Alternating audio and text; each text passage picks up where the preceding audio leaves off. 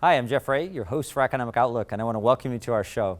Thanks for joining us each week as we discuss the people, the companies, and the projects driving the region's economic growth. Juan leads a nonprofit focused on empowering the Latino Hispanic community through education, cultural, and advocacy services. Steve leads an organization focused on breaking the cycle of homelessness. We're sitting down with a couple of great nonprofit leaders to talk about how they're helping to drive economic growth, coming up on Economic Outlook.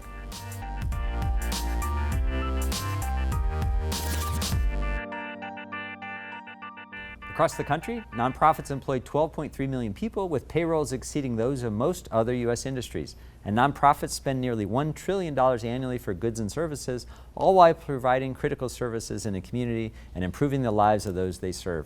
The South Bend region is blessed with some dynamic nonprofit leaders, and we've invited two of them into the studio today, and we'll showcase one on our field shoot.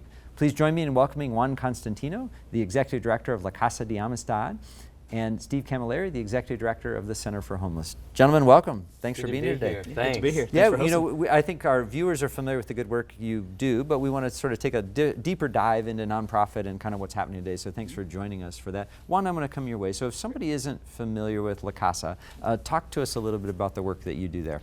Yeah, so La Casa de Amistad translates to the House of Friendship. We're actually founded in 1973, and we're a youth and community center here in South Bend. Most notably, for 48 years, we're on the west side of town, helping the community in that area and neighborhood, especially our migrant farm workers. But now, as a youth and community center, I've transitioned to a new facility, over 18 different programs with 65 different partners. The educational side is youth from K to 12 in a preschool and adult education.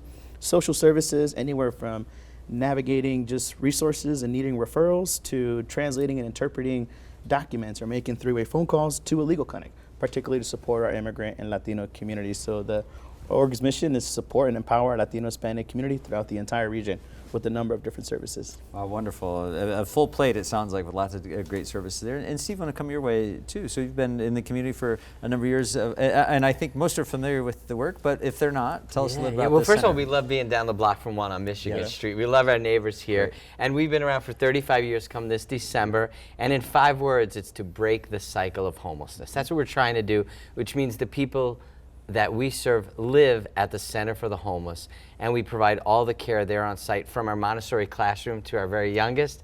It might be to our veterans at our Veterans Center and to the rest of the population who lives at 813 South Michigan. We're trying to get them in, build trust and relationships with our coaches, go through all the programming so they can come out on the other end ready to get back into the workforce. Yeah, Steve, I want to stay with you for a second. So, you know, we've teased in the opening or the kind of the impact nonprofits have on economic growth in a community, and I think sometimes people forget that connection. I think that's really what we want to emphasize today. Just share us a little bit about sort of the role you and your organization play in trying to help drive economic growth here in our area. Sure. You know, we remind people too that we're a business, that we hire 40 to 50 people full time. That the guests who live there, the 200 people that live there, we want to bring them back into the workforce. We have a job readiness program, so they're ready to leave the Center for Homeless, or even while they're living at the center, to get to work. And our programs help them do that. In addition to that, we have a $4 million budget, and the events that we do are all locally. So we're really infusing energy, excitement, and funds also into the community and trying to keep it here. Great, and once really same question. Talk about just kind of the role La Casa has in sort of driving economic growth here in the area too. Yeah, in a number of different ways. I mean, anywhere from job placement and getting folks connected, whether there's a gap maybe in technology or broadband. But I think if we look at our city of South Bend and the region, we saw recent growth with the most recent census, almost 2.5 percentage points, pushing 3, and that growth went in tandem with the growth of the Latino population, growing almost 35% within its own right, up to now 17% in the city of South Bend, almost 10% of the county's population. So not only are we talking about folks choosing to call South Bend, St. Joe County, and this region home, but then how are we not only helping with the growth, but the development of every individual, whether it's seeking jobs or even the adjustment of legal status as they work throughout their immigration legal case, so they can participate, get the authorizations to work, start their own business, be entrepreneurs, help the kids and educate the kids of the future that are our next business owners, doctors, teachers, maybe mayors, and things along that nature. Great. Steve, I want to come your way. You're the elder statesman, the guy that's been here a really long time. No, I'm just kidding, because I resemble that We remark go back, too. we go we've back. been, Steve and I have worked together a long time, Yeah. and we used to be the youngest guys in the room, and we're thrilled. There's some other that have stepped forward to work. That's right. So talk, Steve, a little bit about just, and both of you all sort of asked the question, because the organization you run today is different than the organization you joined almost 20 years ago, and is different than the one that was formed some 35 years ago. Talk about just sort of the evolution and your work to sort of stay on the edge of kind of what the community needs most. Yeah. I don't know if I've evolved over the 20 years, but the center has. What has never changed is the support we've been given by the community. I mean, we couldn't do without the community. And in the 20 years, our budget has actually doubled from $2 million to $4 million. Serving the veterans with a specific facility. That's something we're really proud of. And as we approach Veterans Day here soon, we're really proud of what we've done for the veterans here in the community. We've also seen an increase with Weather Amnesty.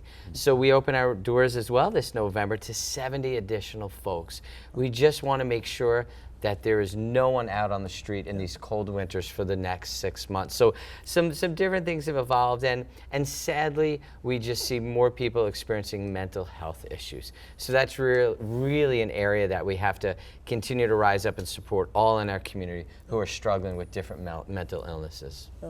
And so one, I think that is similar is, having been at your old facility versus new, watched a little bit as the Hispanic population has grown here and the need to provide services has grown. So just talk a little bit about this evolution and how you're trying to stay on the edge of sort of what's needed in the community there. Yeah, absolutely. I mean, when we were at 746 South Meade Street on the west side of town, our small building used to be an old Polish department store, transformed community center.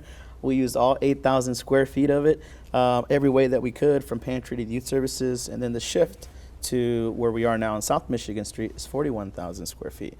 But a lot of that came with the signs of the times. So what was just the one building became then we need to rent the third floor of the Marycrest building to run adult education, to we have to rent a satellite site on Western Avenue to do community convenings and things of the such. In 17, there was a lot of rhetoric around immigrants, and there was a lot of fear going on. And so just there was an uptick of phone calls, more people that wanted to adjust their legal status, see what pathways they had, and what was helping 4,000 people a year became 6,000 people a year in 2017 moving forward, then went to 8,000. 2 years later, we were just busting at the seams, and at that moment, we were also, thankfully, fortunately, thanks to our community and folks, to begin to think about growth and a capital campaign, and what did that mean?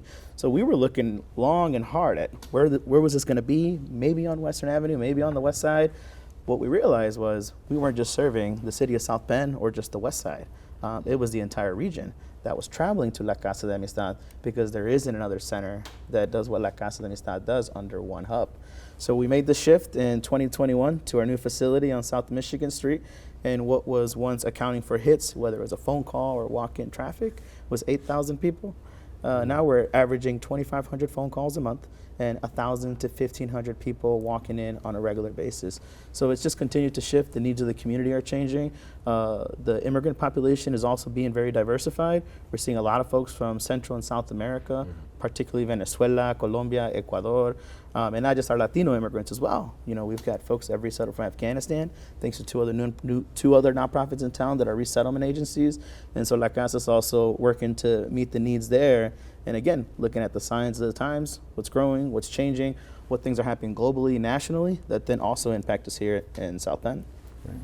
Steve, let's shift a little bit to, you talked about the generosity of the community. And so my guess is you probably have some funders who have been with you from day one, and some who donated for the first time yesterday because they were touched by the work you're doing. But just speak to us a little bit about just nonprofits in general, kind of that role, relationship. You sort of are able to do whatever you're able to raise. Help us get in your mind there a little bit about I don't know if anybody can get in my mind. So, I wouldn't want them to live there.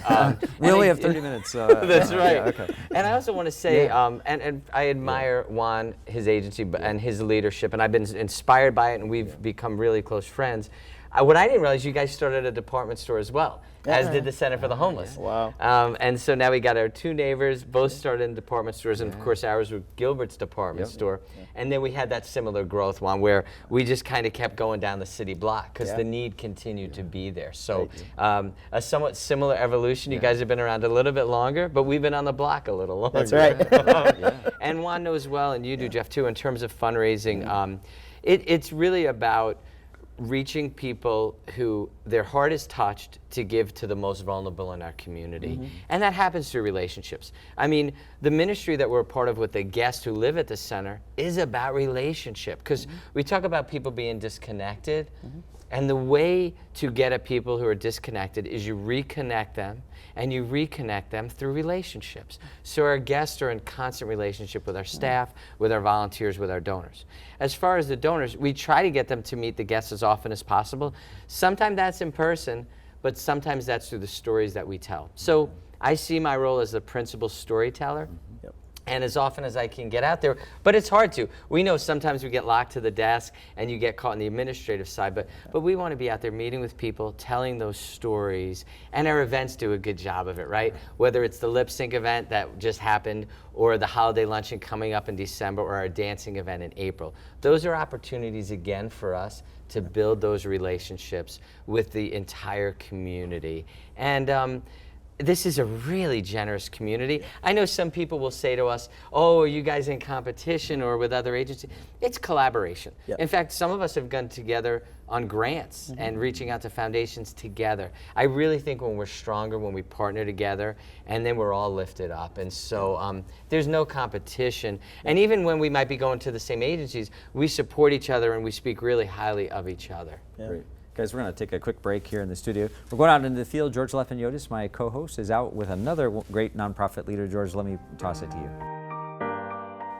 Thanks, Jeff. I'm downtown South Bend, and I'm joined today by a very great guest, Jacqueline Cronk, CEO of the St. Joe County Boys and Girls Club. Exactly. Jacqueline, thanks for being with us Thank today. you for having me. Jacqueline, tell us a little bit about the Boys and Girls Club and the role that you play in young people's lives. Yeah, our job is to inspire and enable all kids to become the best version of themselves. And what does that mean? That means giving them the hard and durable soft skills to come out and be productive members of society. And we're really grateful to have the opportunity to serve as many kids as we do in St. Joe County and beyond.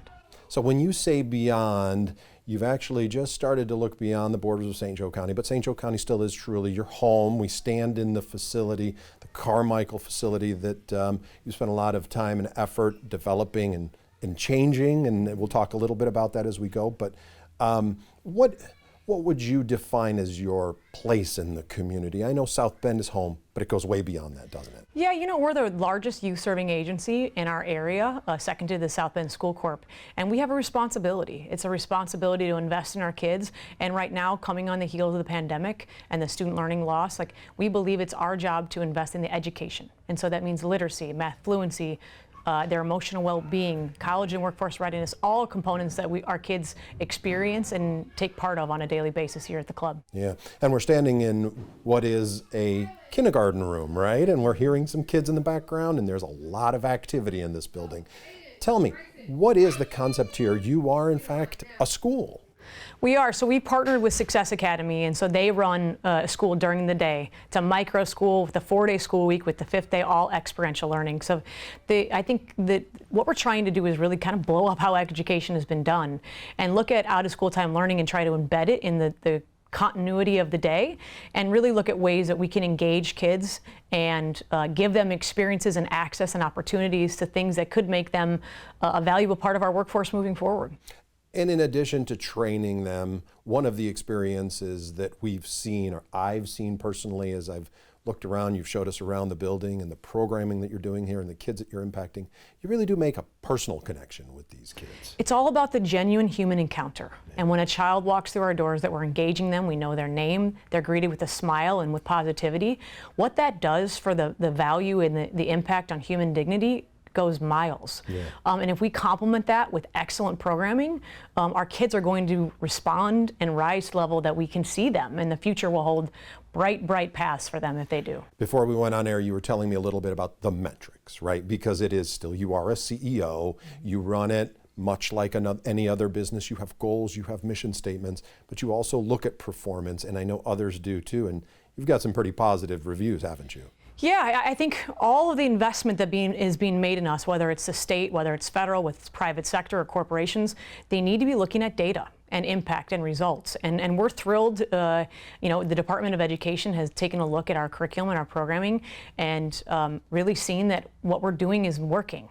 And so we're grateful to be the recipients of an additional investment of millions of dollars of resources to take our curriculum and scale it to other clubs across the state. And this is where it started, right here at our main facility here at the O.C. Carmichael Junior Youth Center. And it's through the amazing people that I work alongside that raise the bar and give our programming the effort and the consistency and the energy that we know our kids deserve. So when we look at that programming, and we talked about this before, but you really are, in addition to treating them, making that human connection, filling in the gaps maybe where school or home cannot, you're also giving them those experiential life skills. Let's talk about that. The success stories that come out of a Boys and Girls Club and the support you provide, how does that help them later in life? Yeah, I think it goes back to fundamentals. It's looking someone in the eye, it's shaking their hand, it's presenting with confidence. It's those soft skills coupled with the hard skills that we know someone needs, a career pathway, ideation in a certain, if you want to be a scientist or an engineer, if we don't start introducing that earlier and earlier in kids' lives, it's not possible, particularly for marginalized communities. So for us, it's all about those touches every single day. It's about the consistency. It's about providing those experiences that might open up paradigms and opportunities that may not be there otherwise. So I'm going to ask you for a couple of stats as we leave, and hopefully I don't stump you, but how many kids does the club serve? Just over 3,000 on a daily basis. On an everyday basis. And how many employees does the club have? Just over 400. So 400 employed individuals serving 3,000 kids on a daily basis, which, as you said, makes you one of the largest educational institutions in the county. It does, and it also gives us a huge responsibility. And it's on us to rise to that occasion and make sure that we're sustainable, that we're operating lean, that we're operating more like a business. I think more nonprofits should make that shift, but we also operate with an attitude of abundance. Because the kids that walk through our doors are deserving of everything we do. And the private sector, the public sector, they also like betting on winning horses. Yeah. And right now we have the team and the resources in place to make sure that St. Joe County and the counties that are surrounding us regionally are advancing, and that we have a human capital abundance moving into the next 20 years. Well, thank you for explaining it. Thank you for being with us today. Thanks for showing us around this amazing facility. And I know you don't need it, but good luck in the coming years for what I'm sure will be exciting programming. Thank you very much. Jeff, back to you in the studio. I'm sure you've got more to talk about the role that nonprofits play in our economy and how they're helping support our region in ways we've never seen before.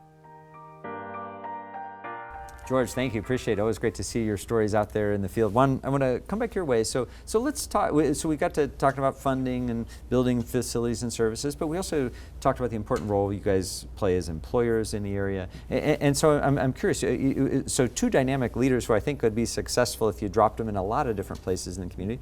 One, talk to us about your journey to leadership at La Casa. Yeah, it's a long story, but we'll try to keep it short. So I was at Holy Cross College and was in the development department for 2 years as my internship. And in that time was really where I got my foundation understanding fundraising.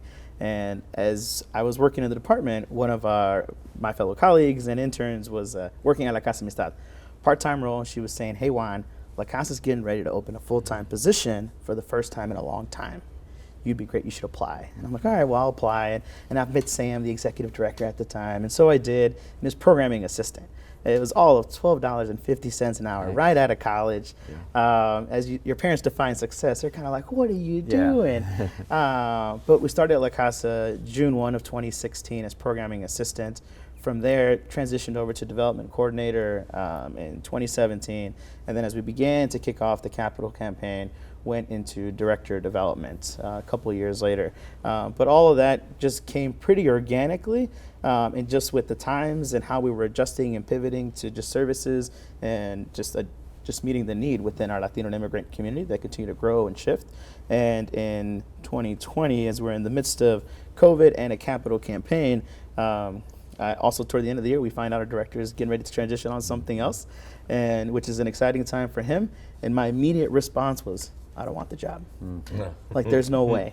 But we had it another way. We ended up having additional conversations, building relationships with friends, mentees, board members, volunteers, and community partners. And so eventually I was like, all right, I'll put my name in the hat. We'll see how this goes. And September of 2021, the board officially voted me in as the executive director of La Casa de Amistad. It's been 2 years now in the role, a very dynamic 2 years in a lot of different ways, just moving into a new building, looking at the signs of the times, growing a staff. We almost grew by 50% and are going to grow another 50% internally. And so it's been good. It's been a lot of learning, a lot of different pivots. I'm lucky I can hang out with friends and mentors that have done it a long time. And to also know we're not alone in this space. Sometimes I'm like, boy, what's going on here? Or, and you talk to another executive director, like, oh, you're not alone. We've gone through this, and here's how we've done it. You don't have any gray yet. Yeah. 20 years, man. 20 years. Yes, exactly. Yeah. So Steve, let's build on that. So talk a little about your journey. So again, you've had this really important CEO role in our community for a long time. Talk to us about what took you to that space. Once again, people are going to think we're twins because Yeah. I was in development at Notre Dame, so we both have the development background. Love that work. Moved over to do some ministry work at Notre Dame, director of ministries at the Basilica, was volunteering at the Center for the Homeless, and just absolutely love the mission, love the guests that I got to know. And so you just gotta love the mission of the place that you're at. And I absolutely did, and I still do 20 years later. And so there's an opportunity to really, to leave Notre Dame and go and be part of this great community in a different way. And I just thought, wow, I feel really called to do this. This is in my heart, and it's something I'd love to do. I had studied and had a nonprofit degree, and so I thought, well, maybe we'll actually get a chance to put that to good use, and got down to the center. But I will tell you, I was asked a very difficult question my first day. Someone said to me, how are you qualified to be the director at the Center for Homeless? Have you ever walked in our shoes? Have you ever experienced homelessness? And it hit me heavy the first day. And that hadn't been my experience. But I said, I want to be there, and I want to listen to your experiences and get to know you and get to know the experience that you and other guests have had and try to tell that story to the community. And 20 years later, that remains the same. Trying to tell that story, trying to build those relationships again.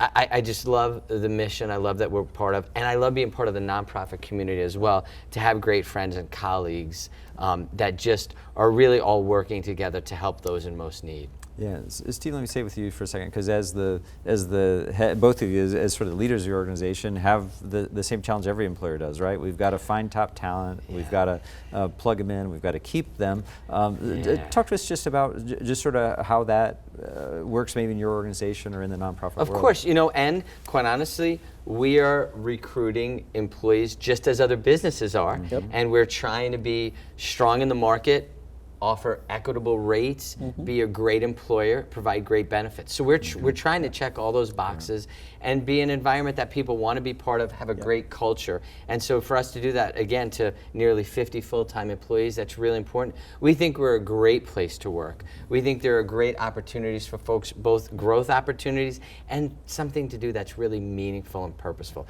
I think at the end of the day, that might be what a nonprofit offers. There's just going to be great meaning and purpose in what you're doing to connect with people, again, that are in need that you've seen in your community. And so if it's on your heart, I think a place like La Casa or Center for the Homeless or Boys and Girls Club are places where people want to end up. Right.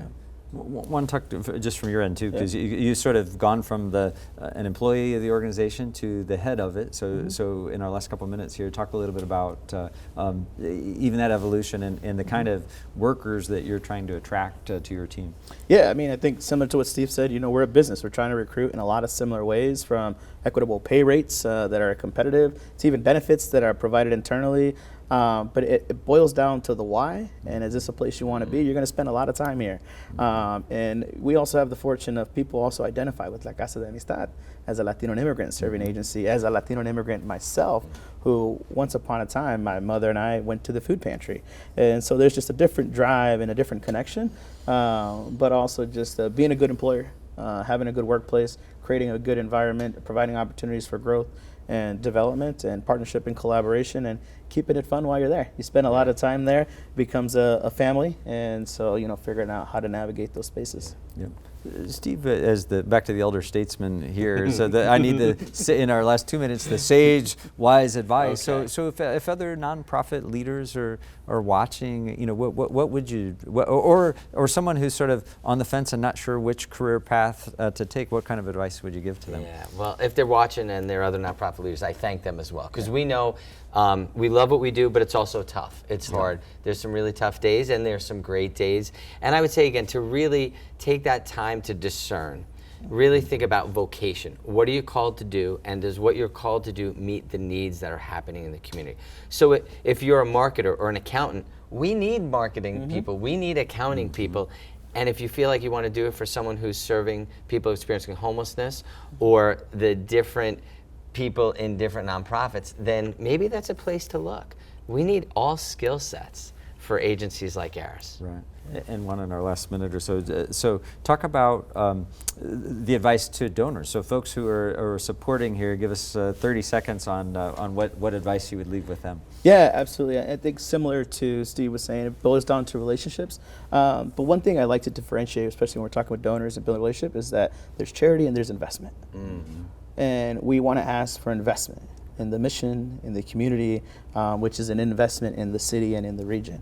And then how we can clarify that and then ask for that investment, and then ideally it's something they align with. That investment hopefully continues also long term to make a meaningful impact. Great note to end on. Gentlemen, thank you for the great work you do in the community. We're grateful for that. Thanks you, for Jeff. letting our viewers understand that better today. Appreciate it. Thank you. That's it for our show today. On behalf of the entire team here at PBS Michiana, thank you for watching or listening to our podcast. To watch this episode again and any of our past episodes, you can find Economic Outlook at WNIT.org or find our podcast on most major podcast platforms. We also encourage you to like us on Facebook or follow us on Twitter. I'm Jeff Ray. I'll see you next time. This WNIT local production has been made possible in part by viewers like you. Thank you.